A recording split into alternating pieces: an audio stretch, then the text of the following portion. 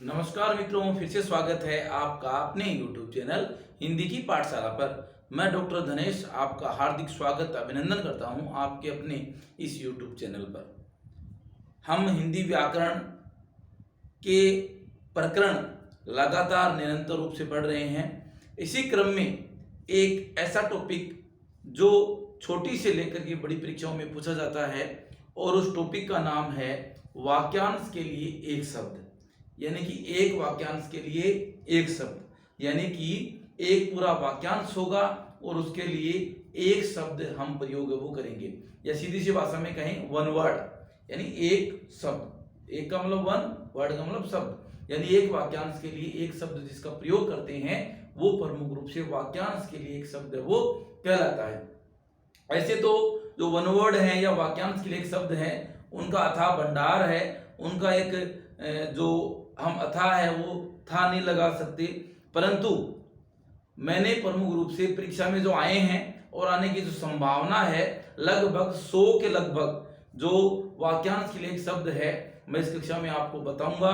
और लगभग 99% परीक्षाओं में मैंने ये देखा है कि इनसे बाहर है वो जो नहीं पूछा जाता है। तो आप जब भी परीक्षा में जाएं या आप हिंदी व्याकरण की तैयारी कर रहे हैं तो इन वन वर्ड को आप जरूर पढ़ें। ये कक्षा आपके लिए काफी महत्वपूर्ण और इम्पोर्टेंट है वो रहने वाली है।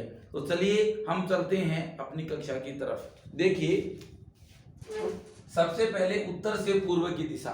देखिए ये प्रमुख रूप से दिशाएं होती है कौन सी? उत्तर, दक्षिण, पश्चिम और पूर्व।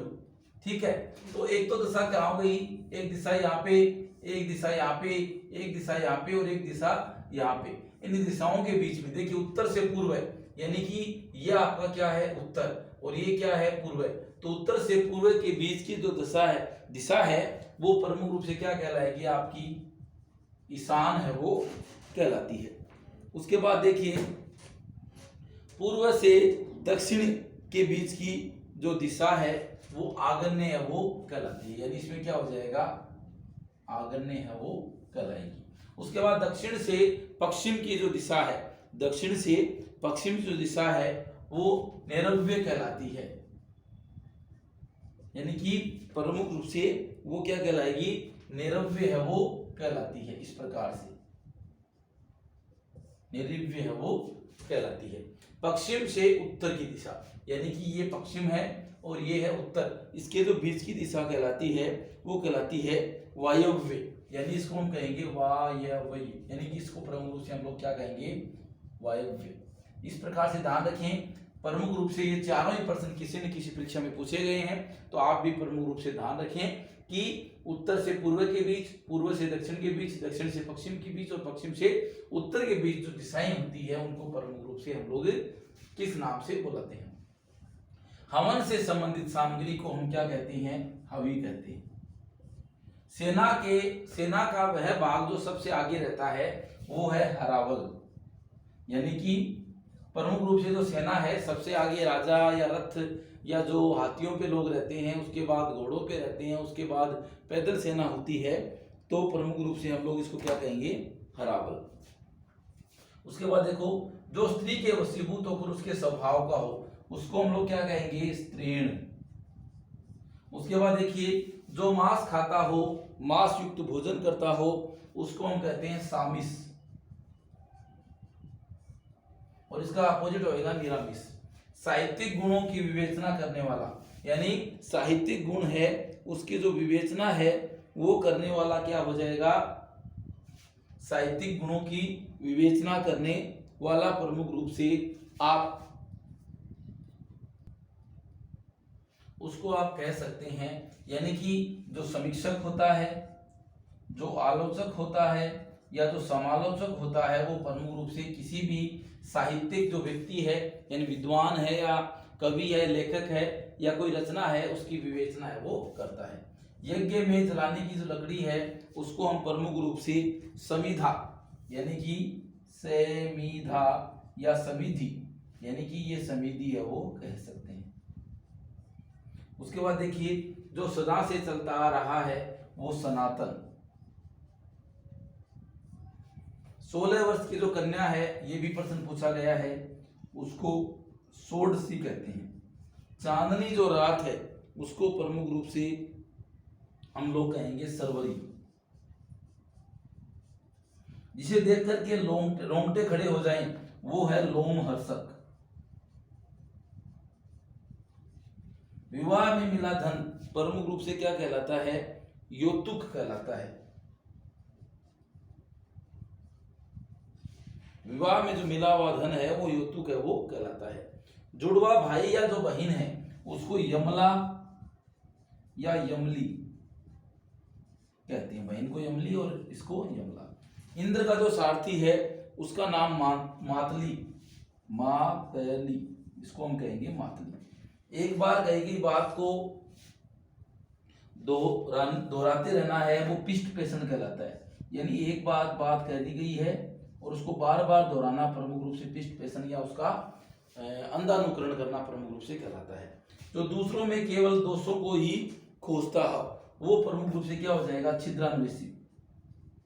छिद्रान्वेषी है वो कहलाता है। उसके बाद बारात के ठहरने का स्थान है वो कहलाता है जनवासा। उसको हम लोग कहेंगे जनवासा। इधर आइए, जो कल्पना से परे हो उसको हम कहते हैं कल्पनातीत, यानी कल्पनातीत इसको हम कहते हैं। कुल का नाश करने वाला सेकंड ग्रेड में पूछा हुआ है, फर्स्ट ग्रेड में पूछा गया है। कुलंगार, कुलंगार इसको हम कहेंगे कुलंगार। विवाहित पत्नी से उत्पन्न जो पुत्र होता है वो प्रमुख रूप से ओरस कहलाता है।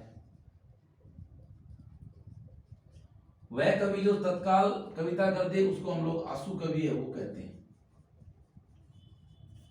जिसमें संदेह न वो असंदिग्ध कहलाता है। यहाँ पे लिखा हुआ है संदिग्ध वो कहते हैं।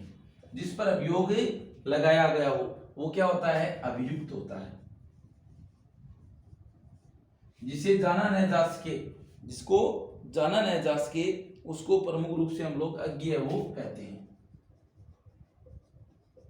घर के सबसे ऊपर के खंड की कोठरी जो होती है उसको हम लोग क्या कहते हैं? अटारी है वो कह सकते हैं। हाथी को हाँकने का लोहे का जो तीखा औजार होता है उसको हम लोग अंकुश कहते हैं। जंगल में लगने वाली आग, देखिए बड़ी इंपॉर्टेंट चीज है कि प्रमुख रूप से 3 प्रकार की अग्नि होती है, दावानल, बड़वानल और जठरानल। सबसे बड़ी जो आग है वो जठरानल, यानी कि दावानल जंगल में लगने वाली आग, समुद्र में लगने वाली आग है वो बड़वानल, और पेट में लगने वाली जो भूख होती है उसको जठरानल है वो कहते हैं। और जंगल में लगने वाली आग दावानल, समुद्र में लगने वाली आग बड़वानल और पेट में लगने वाली आग प्रमुख रूप से जठरानल है वो कहलाती है। इसके बाद देखिए, जिसके बराबर का कोई न हो वो हो जाएगा अनुपम, उसको हम कहेंगे अनुपम। जिसके बराबर का इस दुनिया में कोई भी न हो उसको हम प्रमुख रूप से अनुपम की उपमा है वो दे सकते हैं। रंगमंच के पर्दे का पीछे का स्थान है वो नेपथ्य कहलाता है। रोगी को खिलाया जाने वाला जो भोजन है वो पथ्य कहलाता है, और रोगी के लिए निषिद्ध जो भोजन होता है वो अपथ्य है वो कहलाता है। स्वयं का विनाश करने वाला जो व्यक्ति है या स्वयं को घात पहुंचाने वाला वो होता है आत्मघाती। उसके बाद देखिए, आम जनता के लिए जारी की गई जो सूचना होती है वो प्रमुख रूप से विज्ञप्ति कहलाती है। सरकार द्वारा बनाए गए जो नियम है वो अधिनियम कहलाते हैं। उसके बाद देखिए, व्याकरण ग्रंथों की जो टीका है वो प्रमुख रूप से क्या कहलाती है? भाष्य कहलाती है। कम बोलने वाला होता है वो अल्पभाषी या मितभाषी है वो कहलाता है। अधिक बोलने वाला है वो प्रमुख रूप से वाचाल कहलाता है। उसको हम लोग क्या कहते हैं? अधिक बोलने वाले को वाचाल की संज्ञा है वो दे सकते हैं। व्याकरण ग्रंथों का जो समूह है उसको वाङ्मय कहते हैं। ये देखिएगा, वाङ्मय की उपाधि उसको देते हैं। व्याकरण को जानने वाला जो है वो व्याकरण होता है। व्याकरण ये देखिए इस प्रकार। उसके बाद देखिए, भाषण देने में जो व्यक्ति चतुर होता है, भाषण देने में चतुर होता है उसको हम क्या कहते हैं, वाग्मी। बोलने में जो चतुर होता है वो होता है वाक्पटु। बर्तन को बनाने वाला है वो प्रमुख रूप से क्या कहलाता है, ठठेरा कहलाता है। और ये पूछा हुआ है बर्तन को बेचने वाला क्या कहलाता है, कसेरा कहलाता है। कुछ जो वन वर्ड हम लोग और सीखते हैं, परीक्षा की दृष्टि से इंपॉर्टेंट है, इसका एक बार आप स्क्रीनशॉट है वो ले सकते हो। ये देखिए कुछ और वाक्यांश हैं आप लोगों के लिए, इंपॉर्टेंट है परीक्षा की दृष्टि से, तो जरूर आप पढ़ें। चांदी के जैसे रंग वाला चांदी के रंग वाला रूप हला। रूपा का मतलब होता है चांदी, हला रूप के, चांदी के रंग जैसे वाला। सोने, सोने का मतलब हो जाएगा सुनहला। सेना में नया भर्ती होने वाला जो सैनिक होता है वो होता है रंगरूट। अंग्रेजों की सेना का भारतीय सिपाही जो प्रमुख रूप से माना जाता है, तिलंगा बोलते हैं उसको, आया हुआ प्रश्न है। जो बहुत गहरा न हो, जो बहुत गहरा न हो वो तो होता है छिछला, और जो बहुत गहरा हो वो क्या होता है, अथाह। अर्थात जिसकी था नहीं होती वो क्या होता है, अथाह। ये इसको आप प्रमुख रूप से अगाध भी बोल सकते हैं। इसका यही आपको करना है, और ये भी नहीं मिले तो आप इसको स्वीकार कर सकते हो। मस्तक से लेकर पैरों तक, ये हो जाएगा आपाद मस्तक। उसके बाद देखिए अर्धरात्रि का समय वो होता है निशिथ। उसके बाद है संध्या व रात्रि के बीच का समय, ये होता है प्रदोष। प्रदोष व्रत भी करते हैं लोग। अन्न की अच्छी उत्पादक जो भूमि होती है उसको हम लोग कहते हैं उर्वरा। परीक्षा में बहुत बार पूछा गया है। देवताओं को अर्पित जो भोजन होता है वो मधुपर्क होता है, मधु के समान, शहद के समान। देवताओं द्वारा पहना जाने वाला जो भोजन है, वो वस्त्र है, वो होता है कौपीन। शिव का जो धनुष है वो प्रमुख रूप से उसको आप कह सकते हो पिनाक। रावण की तलवार है उसको कह सकते हैं चंद्रहास। इंद्र का जो हाथी है उसको आपको पता ही है, उसको हम ऐरावत वो कह सकते हैं। इसी प्रकार और भी शब्द हैं, जैसे शिव का वाहन है वो नंदी है। उसी प्रकार इंद्र का जो आयुध है वो वज्र है। इंद्र का जो सारथी मैं आपको बता चुका हूँ मांतली। उसी प्रकार जो बौद्ध भिक्षु का वस्त्र है वो चीवर होता है, ठीक है। अर्जुन का जो धनुष है वो गांडीव होता है। अविवाहित जो स्त्री होती है उसको कहते हैं अनुडा। उसी प्रकार पति व पुत्र दोनों से युक्त महिला है उसको हम प्रमुख रूप से पुरंदरी बोल सकते हैं। उसके बाद देखिए श्रेष्ठ गुणों से युक्त सूरवीर जो नायक होता है वो होता है धीरोदात्त नायक। धीरोदात्त नायक। लाभ प्राप्त करने की जो इच्छा होती है वो लिप्सा होती है। सांसारिक वस्तुओं को प्राप्त करने की जो इच्छा होती है वो क्या होती है, ऐषणा होती है। उसी प्रकार रोगी की सेवा करने की इच्छा है वो शुश्रूषा कहलाती है।